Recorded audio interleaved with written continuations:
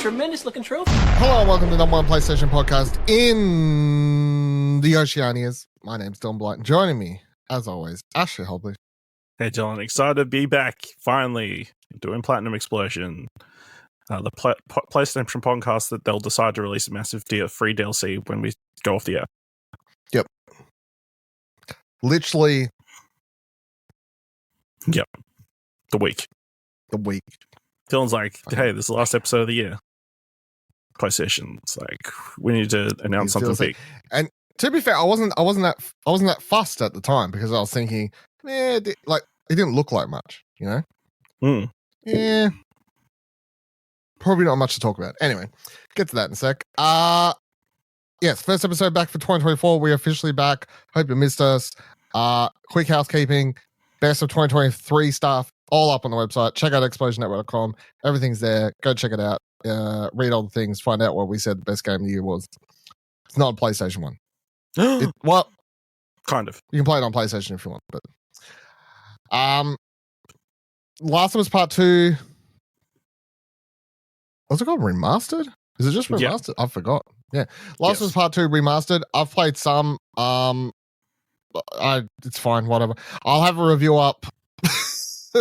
I'll have a review up once I've played a little bit more. I'm not going to finish the game. I just want to play a little bit more. But here's my quick thoughts, and I seriously cannot be bothered spending too much time talking about it. And to be fair, I've only played like half an hour of No Return. Way Home. No Return. There we are. No Way Home. No Return. I don't particularly love it. I think it's fine. I find it very weird. I can't escape how weird that mode is in the game is my problem. And I understand that it's not a me problem because I see how other people have wrote about the same thing. It's just very odd to have that. Especially like I've played The Last of Us Part 2 once. Mm-hmm. It made me just, it turns your life upside down by the end of that game. It's a very distraught experience, right? It's a very impactful game with its narrative.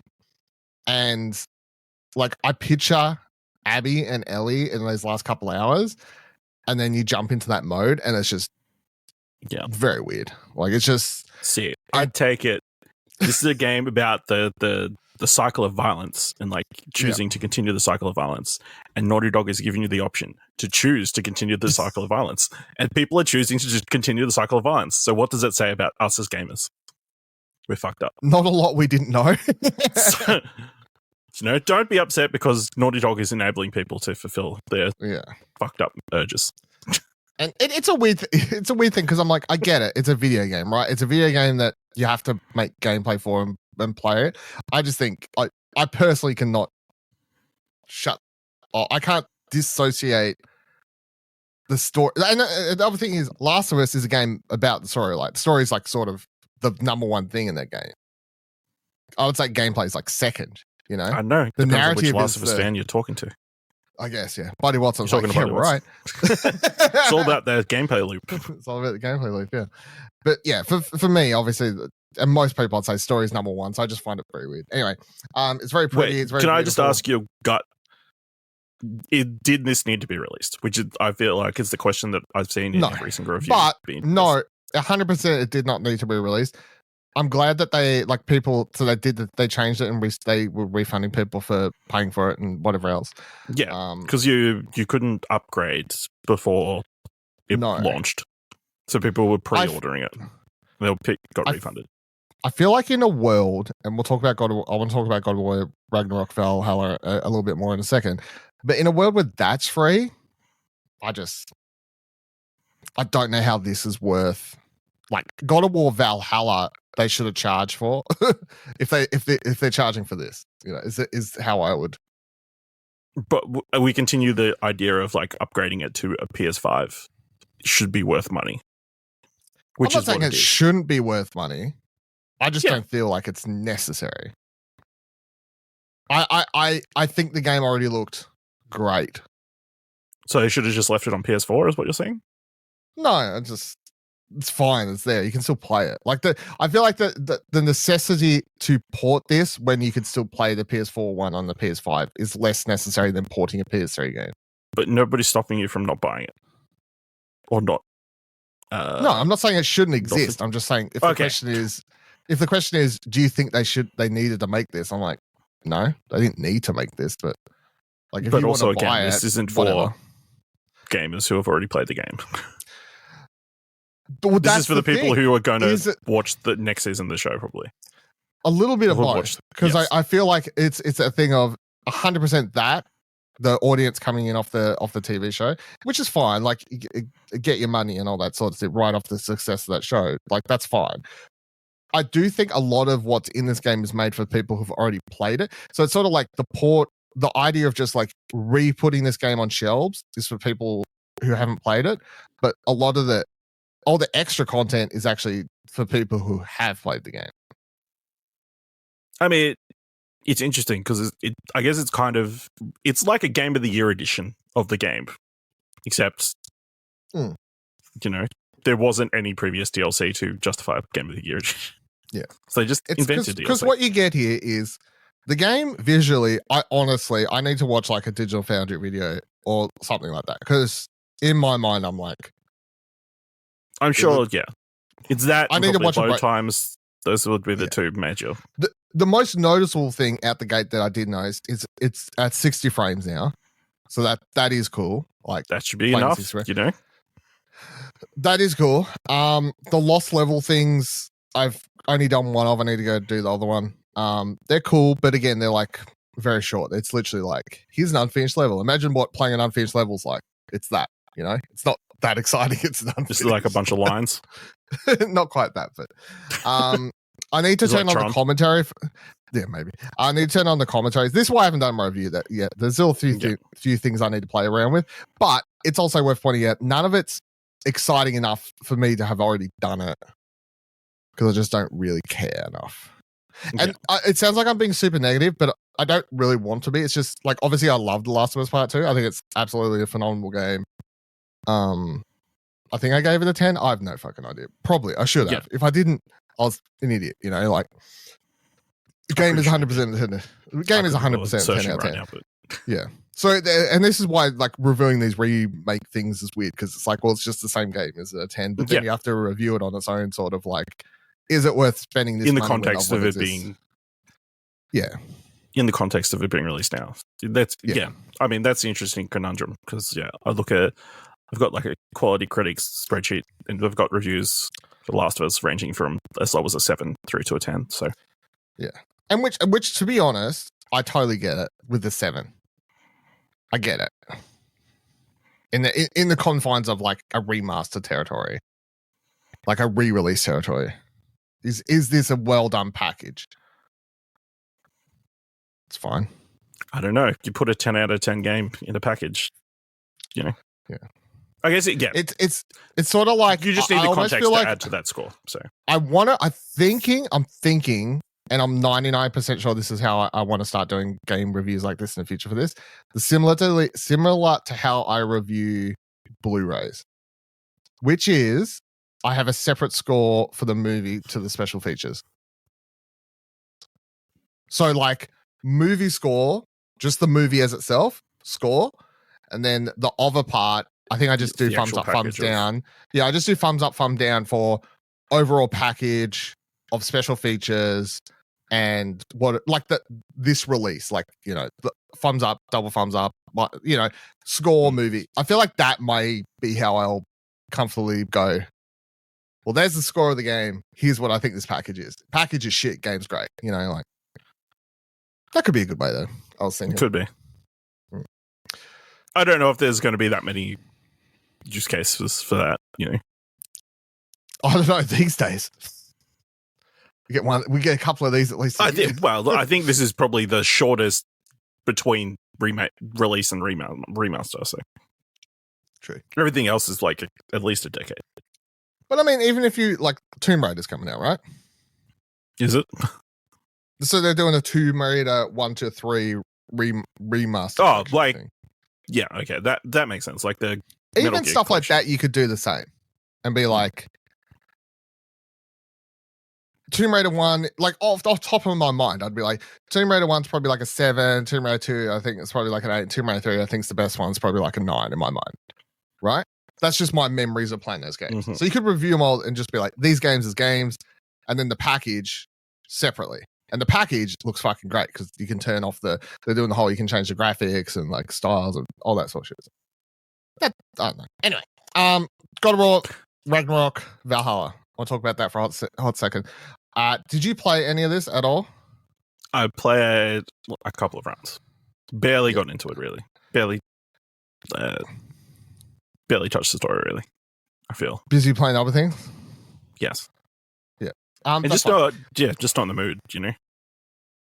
So I think the craziest thing about this release, and the thing that shocked me the most, is the trailer just makes it seem like it's I guess similar to the Last of Us No Return shit, is they're like, we're just going to give you more gameplay. Here's gameplay. Have fun. And that's what the trailer made it look like at the Game Awards. I booted up like a lot of people to play it.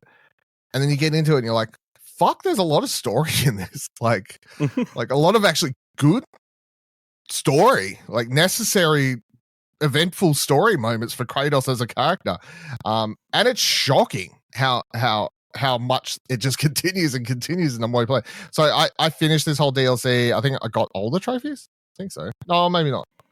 I got most of the trophies at least. I did a lot of I've done a few. Oh no, I haven't. There's a few runs left I got to do, I think, to get some other stuff. But so it's a roguelike God of War mode. You run through it, you come back to the shores of Valhalla, the gates of Valhalla, you enter, you run through it every single time. But again, it is insane how much, because they could have just done such a throw-in, like just a side story. It doesn't really matter for everything. But I think, because, and again, this is a PlayStation podcast, I'm sure most people who care I'm not going to spoil the whole thing, but like, this starts getting into Kratos's, he's basically being asked to take up the mantle of God of War for Norse region. Like, that's an empty chair now, you know, like, and they're wanting someone to do it. And what's her name? The girl? Tyr. Fuck. Who? No, I'm saying the God no, of is it War. just Freya? Freya, yeah. Yeah. So Freya's like, comes into it at one point after your second or third one. She like shows up there with all the the guardian angel. That's kind of where I got up to. Yeah. So she shows up, they all show up, and they're like, what are you doing? This is crazy. And she, they have a back and forth conversation. But so yeah, a lot of this, the background for this and the runs is Kratos digging through his past, in particularly his Greek side of his past, and coming to terms with that. And because he doesn't want to take up the mantle again, because it obviously has a connotation to him of his dark, more violent past, and that's not the person he is anymore. He is not that person. He doesn't want to become that person again. So that's what this deals with, and it does an absolutely phenomenal job, I think, of having that be a very singular story and devoting a lot of time to get Kratos to build through this. And weirdly, not weirdly, but like this roguelike version of it is sort of the perfect way to tell this story, I think, for what he goes through in this. I'll skip ahead a couple minutes if you don't want absolutely no spoilers at all, but I'll like all roguelikes, and in particular, I guess Hades, one of the most popular ones of recent times. When you reach the end, quote unquote, the end, there's the big boss at the end there. You will have to beat that person several times to reach the ending of the game. But up the top, it's Tyr. That's who the person who invited Kratos to take part in this. He's the one who wrote the secret letter. So he's the one testing and trying to push Kratos because he wants him to take up that mantle. And you have to fight him over and over again. But every time you fight him, Kratos is having different conversations with him about things that he's discovered on his journey and stuff like that, which I think is really cool. And the other thing is that, I guess, unless you played and did some of the side missions for Ragnarok, this is actually the first time a lot of people would actually be interacting with real Tyr. Yeah. Because you can go find him and release him. He's like hidden away in this prison thing. But if you only play the core version of Ragnarok, obviously again, spoils for Ragnarok, but Tyr, the version of Tyr you're interacting with the whole game is Odin. So that's another interesting thing. But yeah, very cool. I highly recommend anyone, if you didn't get a chance to play it, is well worth playing. It's free. I can't believe it is free. I definitely feel like in the realm of like, well, how much would this be worth it? Like, this is easy. Like, they could charge $20 for this, and I would have sat here and told you that it was well worth every dollar and you should pay for it, you know? So the fact it's free is crazy. So because even just the gameplay side of stuff, the way they change that up, and you know, you lift up a chest and you get to sort of, you can pick a direction to sort of go down, of like making sure to pick up axe upgrades or javelin upgrades or, you know, chain upgrades, and commit to one direction more than another, and like your runs will change and the weapons you use will change and stuff like that, and you get to buy like permanent upgrades. It's got all the shit here that you would expect, so it was crazy how good it was.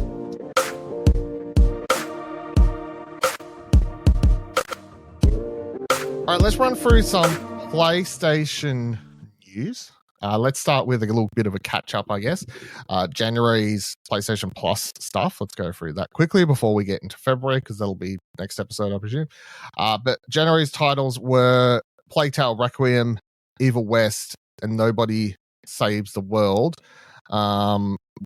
Any thoughts on these, the 3 months? Yeah, the 3 games for this month, Ash?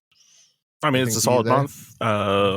You know, Plague Tale Requiem is a good get, I'm assuming. The only one I played is Nobody Saves the World, which I had a review for, which is really good. So I recommend playing that. Really good from Drinkbox. Yeah, Drinkbox. Yeah, so I'm cool to add that to my. I'm not gonna play it anytime soon, but I'm glad to have it on PlayStation now. Plague Tale Requiem I'll add to the list of things I want to play alongside the first Plague Tale. And Evil West is actually the one on this list I've played. So I played that on PC when it released. It was actually a lot of fun. Like, it's very AAA. It looks like the art looks like something you couldn't play, Ash, but it's not actually scary. It's dumb. It's just full of rats. Oh, no, Evil West. I mean, like, Evil West. It looks like a horror game, but it's like a first person. It's just dumb first person shooter. Just like taking on hordes of enemies. Very AA bullshit, but I enjoyed it. It was fun. Had dumb characters and dumb story. Then we got the PlayStation Plus catalog, so extra premium stuff. So added in January, Tiny Tina's Wonderland Next Level Edition, Resident Evil 2, Hard Space Shipbreaker, Lego City Undercover, Just Cause 3, Session Skate Sim, Shadow Tactics, Blades of the Shogun, Vampire the Masquerade, Swan Song, Surviving the Aftermath, Rallycross, Star Wars Episode 1, Phantom Menace, Street Fighter 30th Anniversary Collection, Legend of Mana, Secret of Mana, and oh no, we don't get that. That's fucked. Anyway, don't worry. Hold on. I was trying to double check this part at the end. I forgot if this part here where it says PlayStation Plus Premium Deluxe members have access to a curated catalog of 100 movies, blah blah blah blah blah, and curated content from Crunchyroll will be included. Ooh. So I don't know what's going to be included, because it says like these select series from Crunchyroll will be available for these members in these categories. It says Netherlands, blah blah blah blah. But then it says select other areas. I don't know. Maybe we'll see. But anything from that list that you think's cool, or anything from this month? I was about Tiny Tina's and Star Wars, obviously. You know, the heavy hitters. So. Yeah, Tiny Tina's the one that, like, you know, I always wanted to get around to playing, but never did. So now it's there for whenever I have time. Yep. That's a solid little library there. Solid little library. There'll be another 40 hours time, probably. Yeah. I think I've already got Swan Song somewhere. Anyway, but I actually do want to play those Vampire Masquerade narrative games. Star Wars, I would actually 100% play again. I love that game. The episode 1.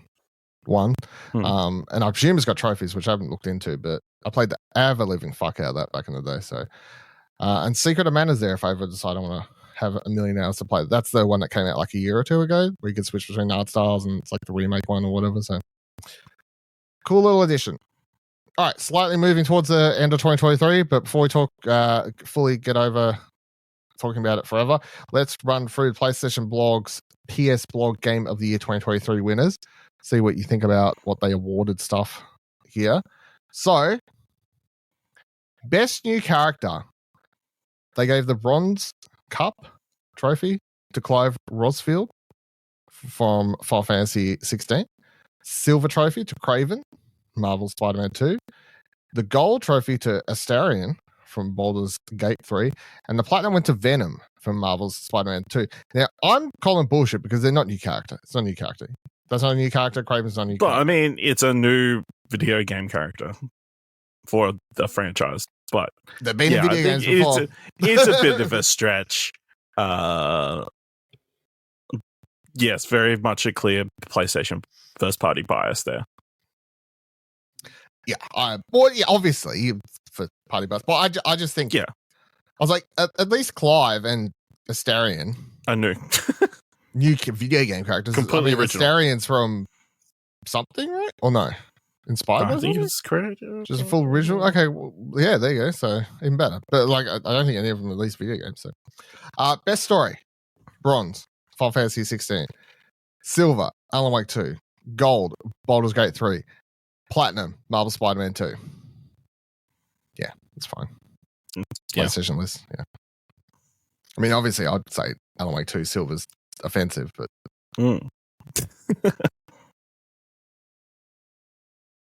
Well, every trophy counts, Dylan, so it's true. PlayStation Graphical Showcase. Bronze, Final Fantasy 16. Silver, Cyberpunk 2077, Phantom Liberty. Gold, Alan Wake 2. Platinum, Marvel Spider-Man 2. And this one I don't really argue with because what other PlayStation game did come out last year that is a graphical showcase for the PlayStation, I guess. This one you can't. I guess. Like, if I'm going to show off the power of the PS5, PlayStation, Spider-Man 2 is a good option. Put on those graphical settings. And run at 28 frames. Anyway, best art direction: Bronze trophy, Sea of Stars; Silver trophy, Diablo 4; Gold trophy, Baldur's Gate 3; Platinum, Alan Wake 2. Fair. That's a bit of a better varied list, I'd say. Mm-hmm. I can get down with that one.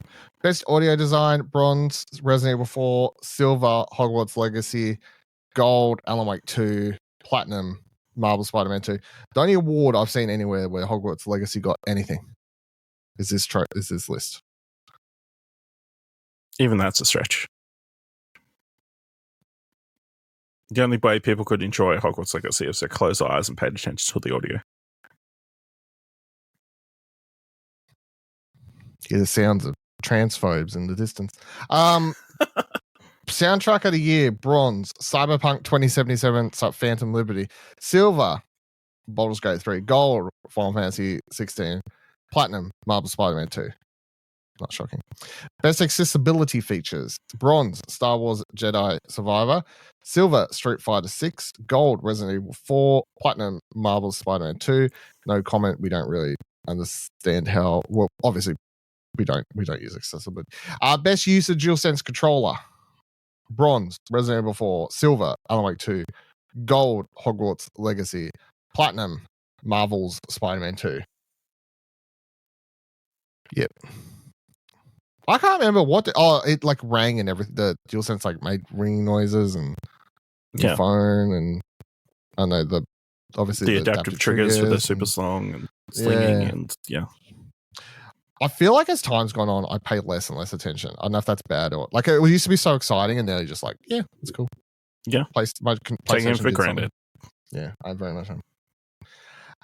Best multiplayer experience: Bronze, Street Fighter 6; Silver, Mortal Kombat 1; Gold, fucking forgetting how to say words, Call of Duty Modern Warfare 3; and then Platinum, Baldur's Gate 3. That's a shocking one, right? Yeah. Yeah, surprising. Like Call of Duty always wins. Well, people hated this year's, right? True. Even though it was the multiplayer they hated, like the carryover hate for it just brought it down. Best ongoing game: bronze, No Man's Sky; silver, Final Fantasy 14. Yeah, fucking too many Final Fantasies. Gold, GTA Online, and platinum, Fortnite. Fair. Best expansion: Destiny 2 Lightfall, bronze; silver, Resident Evil 4 Separate Ways; gold, Horizon Forbidden West Burning Shores; platinum, Cyberpunk 2077 Phantom Liberty. No God of War. I feel like that's came in too free, late, but yeah, true. Best sports game: bronze, NBA 2K24; silver, Hot Wheels Unleashed turbocharged; gold, The Crew Motorfest; and platinum, EA Sports FC 24. What do you reckon of that one? I think they're very happy that they cancelled their deal with FIFA. Yeah. They're like, it doesn't matter, see? No one cares. Doesn't matter. Nobody cared that we didn't have the anyway. FIFA license anymore. Bronze. Sorry, what am I reading now? Best independent game of the year. Bronze, Humanity; silver, Dredge; gold, Blasphemous 2; platinum, Sea of Stars. See, PlayStation could do a best indie game list properly. Where is Day of the Diver? Not on PlayStation. That's best that was PS VR 2 game. Yeah, it's actually not on PlayStation. Bronze, Star Wars, Tales from Galaxy's Edge; silver, Knock; gold, Horizon Call of the Mountain; platinum, Resident Evil Village VR mode. I think it's sad state of affairs when a VR mode for a game is the is the number one. Yeah. Best PS4 game of the year: bronze, Armored Core 6 Fires of Rubicon; silver, Liza P; gold, Resident Evil 4; platinum, Hogwarts Legacy. Cool. PS5 game of the year: bronze, Alan Wake 2; silver, Final Fantasy 16; gold, Baldur's Gate 3; platinum, Marvel Spider-Man 2. Shocking. Studio of the year: bronze, Square Enix; silver, CD Projekt Red; gold, Larian Studios; platinum, Insomniac Games. Shocking. Yep. Most anticipated game of 2024 and beyond. Bronze, Dragon's Dogma 2; silver, Marvel's Wolverine; gold, Final Fantasy 7 Rebirth; platinum, Grand Theft Auto 6. Fucking Final Fantasy Online. Yep. Can't get it out of my head now. Jesus Christ. All right. That's their awards. And now what do they got for the 20? Thank God PlayStation. Thank God Spider-Man 2 finally won some awards. Yeah. It's just, I don't know how Insomniac would have survived, you know? Yep. Would have had to go bankrupt. So, PlayStation blog continuing had up an offer post. PlayStation 2024 highlights. So at first I was like, whoa, did I time travel? Like, we're already looking back at the year. That's crazy. But so this is their post. They're like, here's what we've got coming out this year. Let's get excited. Yeah, I think these are all the games we're releasing. These are exclusive games to PlayStation this year. You can enjoy. I think this list is evident of why PlayStation needs an event to announce some shit, because they're like going through this. I'm like, there's nothing happening so far. So they write, 2023 is coming to a close. It's over. But even as we shut the book on an incredible 12 months of gaming, we can look forward to even more delights coming in the year ahead. 2024 promises a generous helping of returning icons and new delights, opening the year with the salvo of The Last of Us 2 Remastered, Tekken 8, and Helldivers 2, between those and after even more titles, blah, blah, blah, blah. So their list is of things to get excited about. Tekken 8 comes out on a couple days from now, January 26th. Cool. Not for us, but I understand it's a game. I understand it's a video game. Then they've got, get excited for this, the Deep Earth collection for PS5 accessories. Now, no. What I love about this is the red and the cobalt blue you could already get. Mm-hmm. What you really got to get excited for is you can finally get sterling silver. Yeah, and it's been a long actual time sterling coming. silver. Just it's the color of sterling silver. Yeah, it's been a long time coming. You know, so I don't know if it was just you, but I've been holding out. I've been can't wait. So anyway, I'm not going to buy any of them until they're all available. Yeah. So that's out on Invasion Day. If you want something to do that day, if you want to celebrate, if you want to fucking celebrate, yeah, so, do that. Go and get these PlayStation covers that represent the Earth games that people stole from the native people of these lands. Yeah. Go down to EB Games and say, I'm here to pick up the Deep Earth collection. You know, from the ground to the land that we fucking stole from the rightful owners. Do that, pay $160 or whatever, enjoy. Helldivers 2. To EB. EB, yeah. That's right. Helldivers 2 comes out February 8th. It's gone gold. Saw that news post a couple of days ago. This is a good one. Yes. I'm keen. We're keen for Helldivers, aren't we? Yeah. Are we? It's definitely an interesting title. Like, I want to, it seems like it'll be a fun multiplayer experience. Yeah, that's the idea. Hopefully it's fun to play. Like, I wouldn't be... Hopefully, if it's a, better version of what was the one from last year? The co-op multiplayer one. You got it. Outriders, that's it. Yeah, all right, Outriders. It's a better version of Outriders. I mean, I liked Outriders, though. Yeah, I mean, it was fine. The funniest thing about Outriders is everyone's like playing it co-op. I just played the whole thing solo for review. Played like a couple hours session once with Kieran and was like, I've already played 30, 40 hours. I'm done. I think we played together and you're like way overpowered and me and Kieran were just like struggling to get through. Yeah, that's the downside of the review period. Anyway, Helldivers 2 came for that February 8th. All right, we'll allow that one. So Tekken 8, yep, fine. Deep Earth Collection, no. Helldivers 2, yeah, that's fine. Yep. Pulse Elite wireless headset. Isn't this already out? I thought this was already out. or is it just people got review copies? Review. Is that in America, units? I think? Okay. I think that was the thing? Could be. It was out in America, but not here. I think that's how it went. That makes sense. Yeah. Because they sort of timed it up with the handheld thing. Whatever that thing was called. PlayStation Portal. Then I'm sure it's somewhere on this list as well. Yeah, probably is. Final Fantasy VII Rebirth. February 29th. Obviously one of the biggest games of the year. We'll fully allow it. However, I do want to point out again, that's on a PlayStation, like it's exclusive, but like the only game so far on this list that's been published by PlayStation is Helldivers 2. Mm-hmm. Just to put in perspective. So yes, we're very excited for Final Fantasy. Who isn't? Everyone's playing it. Foam Stars. Coming out a couple weeks. It's going to PlayStation Essentials or whatever. Coming out the same week as Helldivers 2 on PlayStation Plus. Yep. Dumb. So when we're dropping in the foam, when we're foaming up, when are we getting the whole bubble? Never, ever say that again out loud. I do not want a little bit of the bubbly. What's the phrase? A little bit of the bubbly. Fucking Foam Stars. All right. Then we got Rise of the Ronin. All right. So we're back. Team Ninja, Samurai game, March 22nd, published by Sony. All right. Very good. All right. This is their first big game of the year. Like Helldivers, I understand, but that's no offense to Helldivers, but like that's not a big game, right? And you'll be like, yeah, but what about Final Fantasy? And I'm like, again, I'm talking about Sony published. PlayStation published. Games. Published, yeah. Rise of Ronin is that. That's their March big first game of the year. Last of Us doesn't count. They're like, here's a little taster, here's something. Mm-hmm. You've had it before. It tastes just as good. Have it again. Rise of Ronin, we're excited for. Stellar Blade. Now, undated. Yeah. Coming in 2024. This could be cool. It's one of these I can't remember, is it a Korean one? Yeah, Korean. Yeah, I was sorry, I clicked off for a second.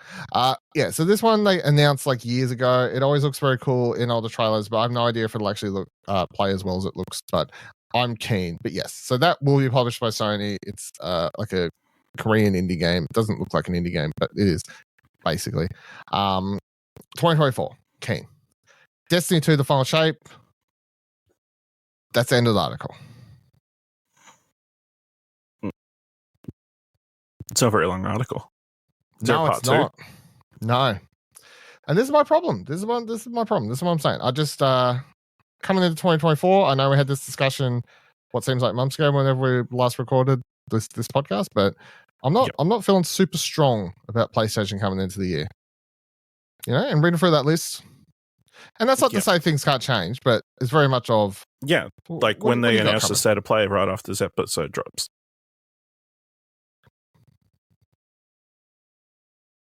Shut up. I'm kind of willing it into existence so we can finally find some information. Don't do that to me. Anyway, I mean, I'll happily take a state of play. We can't. My point is, yes, we need one. I need announcements and shit. I don't need leak stuff. By the way, just to quickly touch on that leak stuff, I didn't look at anything. I've only ever seen the Twitter headlines. I don't give a fuck. Don't go looking at that stuff. Is my advice. Yeah, I mean, I'm glad that we were kind of off because I feel like my feelings kind of swayed up and down around the I think it was bad taste to talk about the leaked information as soon as it dropped. But now that the information is kind of disseminated, is probably fair game to bring it up if it's appropriate to the conversation. I feel, and this is the thing to talk about. I think it's fine to talk about and report on a leak that's a thing that happened. I think it's bad, or a hack, yes, it's important to clarify. A hack that happens and like talk about and report on that and whatever else and talk about it in podcasts. Like it's news that's happening. I think that the key difference is I have not watched or looked at anything, so I can't actually and will never be able to tell you what was in the hack and information, the videos and whatever else, because I did not want to participate. So I can't talk about it. I feel like that's the difference. I feel like other people will bring it up in other places and then you'll learn stuff from I'm sure. I mean, the only big information that I've learned from the hack is like the game cost a lot of money to make. Well, Spider-Man 2 cost a lot of money to make and made everybody seem to question how AAA games are being made at the moment. But is like any of that shocking? So, yeah. No. So exactly. What are you going to do? I have people at work talking about it and be like, "Oh my god, did you look at the thing?" Blah blah. I'm like, this is what I go full like old man mode, teaching these kids. No, I'm not looking. I'll tell you why. It's fucking disgraceful. Like don't look at that shit. It's illegal. It's fucked. And you know it. You knew. And it was you illegal. know it's. You know you can do better. They were literally blackmailed. Yeah. So it's not like the information dropped and everybody knows where the information came from. And the thing is, I heard the exact same excuse from someone at work who I've seen a million times people on Twitter. It's just, oh yeah, but I just want to know more like about Wolverine, right? And I'm like, I get it.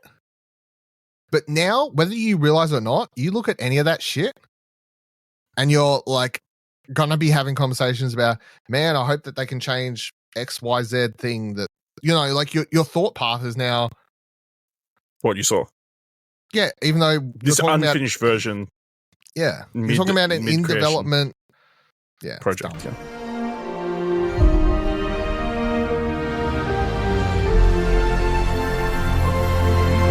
PlayStation Productions news, first time in 2024, and we've already had a new movie announced with PlayStation Productions, so they're kicking the year off. By the way, I rewatched Gran Turismo the other night. It's still pretty fun.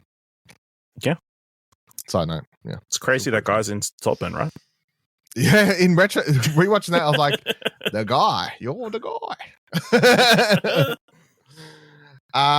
PlayStation Lifestyle writes, Sony's PlayStation Productions has greenlit a movie based on Supermassive Games horror titled Until Dawn. The movie will be directed by David F. Sandberg of Shazam fame. The script is penned by Blair Butler, Invitation, with Gary Daberman, Annabelle doing the latest pass on the script. News on Until Dawn movie was first shared by The Hollywood Reporter. PlayStation Studios and PlayStation Productions executive Hazard Quizabash said in a statement that the movie is being made by, quote, a creative dream team comprised of the game's fans. Until Dawn releases 2005, PlayStation exclusive, of course. As a partnership, quote, as our partnership with Sony Pictures continues to grow, we're thrilled to work on our first movie of Screen Gems. We have a creative dream team working on Until Dawn, all huge fans of the games, end quote, said Hazard.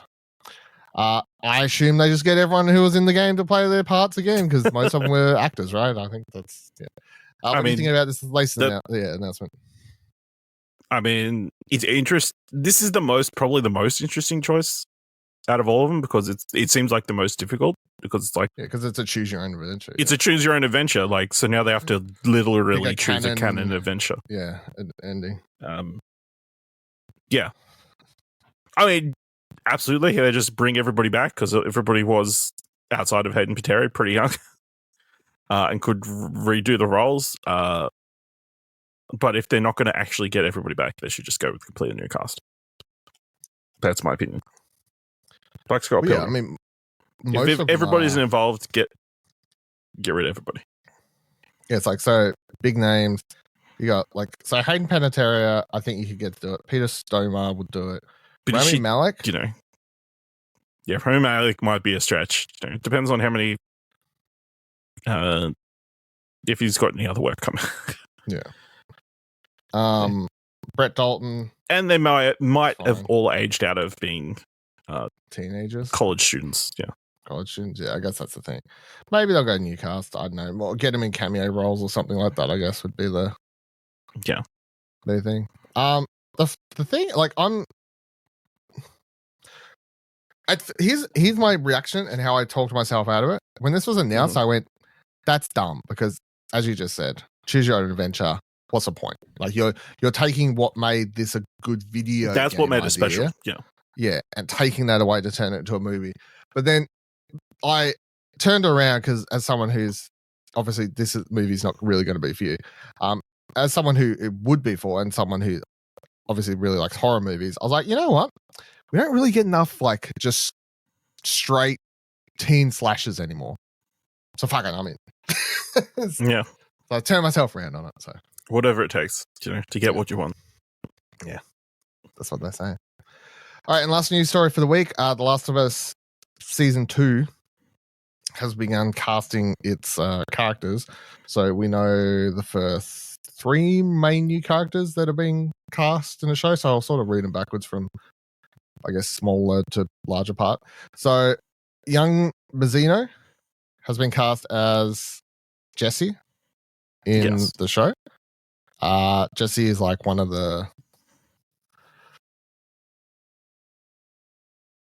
people from the village. Yeah. Yeah, I guess friends from the settlement. Ellie, and helps one out. Of the people on patrol. Yeah, goes out. It's he's the leader of the patrols, I guess. He's put in charge and so that's that guy.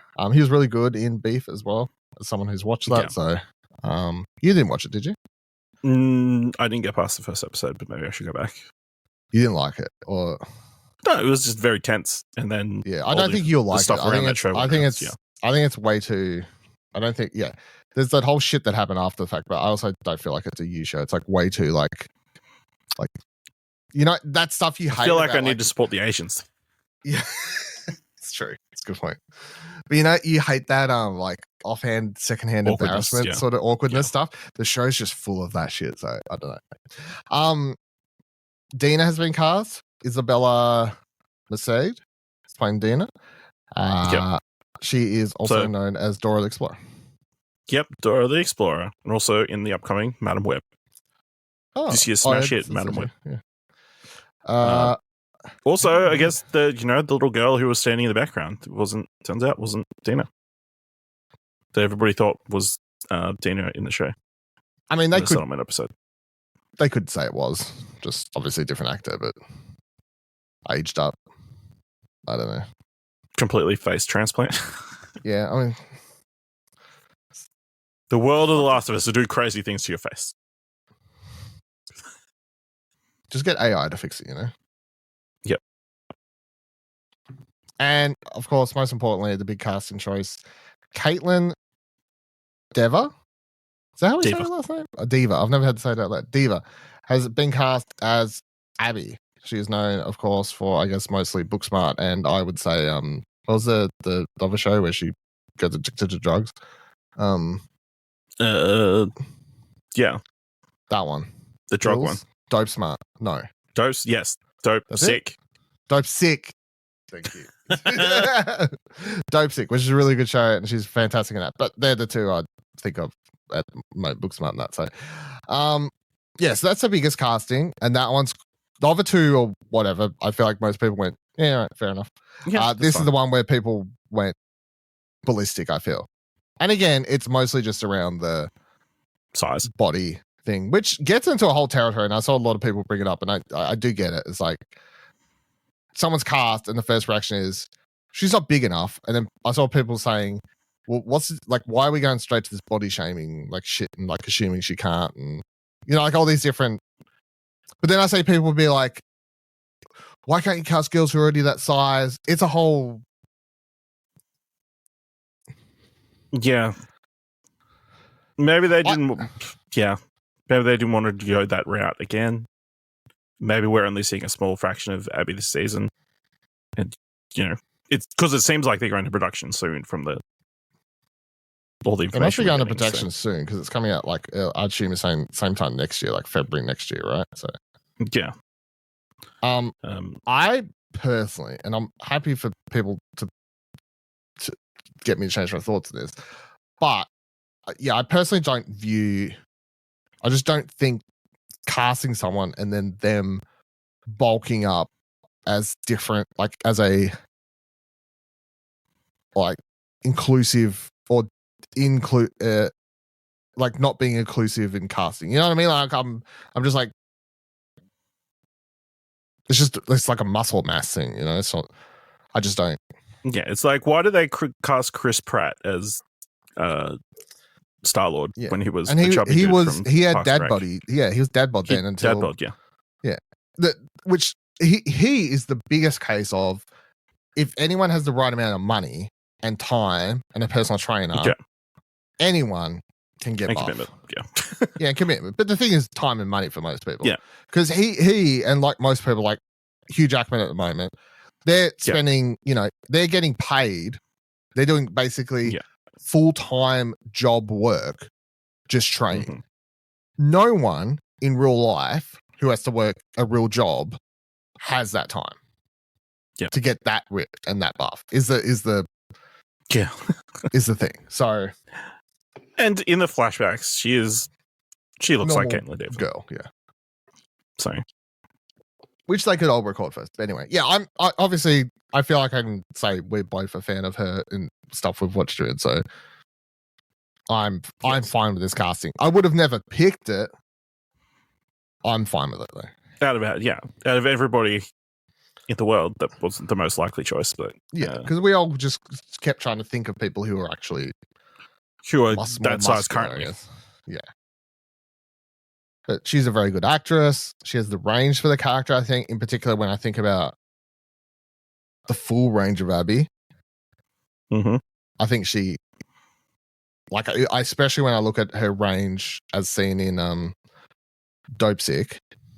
Yeah, I think that's a really good point to look at for someone who can be ultra strong at one point in that show, and then also have like a really distraught weak side, which she needs to be able to do the full character of Abby. So yeah, you didn't get around to watch No One Will Save You, which is the other one that people cite as like a key reason why she got the role. That's the alien one, right? The alien invasion, yeah. No, it's on my list. Alien. I still want to watch it. I nearly watched it the other night, actually, but I watched something else instead. Yes. I nearly watched it before I did my top horror movies because people kept saying, I saw a few people put it on there, and I was like, no, I just knew deep down, I'm like, no matter how good this is, I just don't think it's going to be as good enough to get it into my top 10. So I didn't bother watching it before then. So. Yeah. Okay. I'll watch it. All right, that's everything for this week. The first episode of Platinum Explosion for 2024. Tell your friends, tell your mum, pass word of the show, do all those things, whatever you need to do. Hopefully we have a good year of PlayStation ahead. Full of surprises. That'd be good. They come out next week and go, here's our full slate of first party stuff. It's all great. Yeah, you're actually going to love all these live service games. Fuck. Just stop. I can't. By the end of the year, you'll be loving first-party games, for live service games. If that's all I've got to look forward to, I don't have a lot to look forward to in life anymore. All right, let's know any comments, questions, or concerns you've had about this week's show and anything that we've discussed. You can do that by zing at us, explosionnetwork.com/Twitter.